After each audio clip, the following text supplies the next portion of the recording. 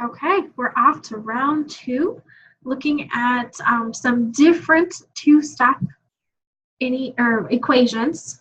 So let's take a look at a couple. And again, please feel free, pause, play back, rewatch, take notes, whatever you need to do to prepare yourself to work on your own practice problems. So I am always going to start with my line and finding the x, the variable that I'm looking for. So in this case, I see x divided by 5 minus 1 equals 7. So focusing on where the variable is, I can either get rid of the divide by 5 or the -1 first. I'm going to try this out, and instead I'm going to multiply by 5. So I'm going to multiply everything on this side by 5 and everything on this side by 5. So what this does is it becomes 5 times x over 5 minus 5 times 1. And on this side, it's 7 times 5. So these will cancel out, and I'm left with x. I'll still have my minus, and 5 times 1 is 5. 7 times 5 is 35. Okay, that actually worked out pretty well. I like the looks of that. So now I'm still trying to find my x. So I'm going to add 5 to both sides. And remember, I'm always doing things to both sides whenever I choose to add or multiply or divide by anything. A -5 plus 5 is going to cancel out, so I'm left with x. 35 plus 5 is going to be 40.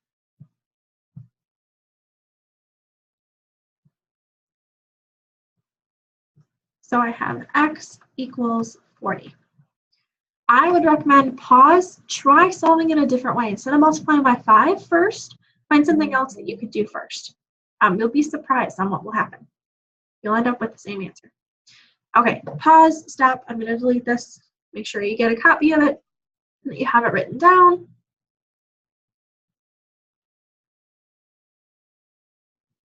Okay, so let's look at a different one. So for this one, always going to draw that line. Always going to see where my variable is. Okay, in this case, it seems logical to, I'm going to add 5 to both sides first. It's the first thing on the left. It seems like it's going to work the best for me. So I'm going to add 5 to this side, add 5 to this side. I'm adding 2, cancel those out, so I'm still left with x over -8. And -2 plus 5 will give me a +3.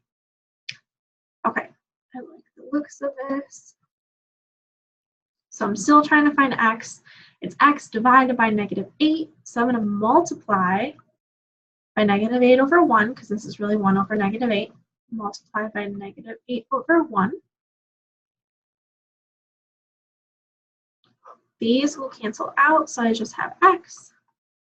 3 times -8 gives me -24 over 1, just means it's a whole number.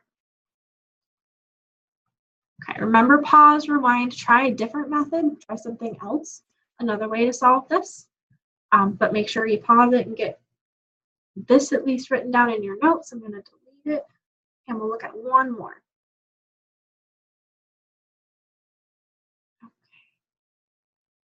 All right, here's the last one we're going to take a look at.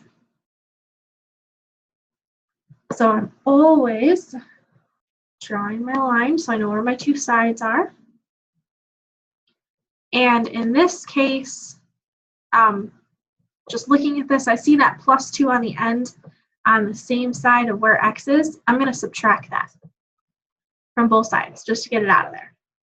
So 6 minus 2 is going to give me 4, and I still have x over 4. Okay. So I'm still trying to find x. If x divided by 4, I can multiply by 4 over 1. So remember, there's a 1 in front of the x. Multiply by 4 over 1, because this is over 1. These will cancel out, and I'm left with x. And this gives me 4 times 4, which is 16. So this can be written in two ways. 16 equals x, or x equals 16. All right, good luck with round 2.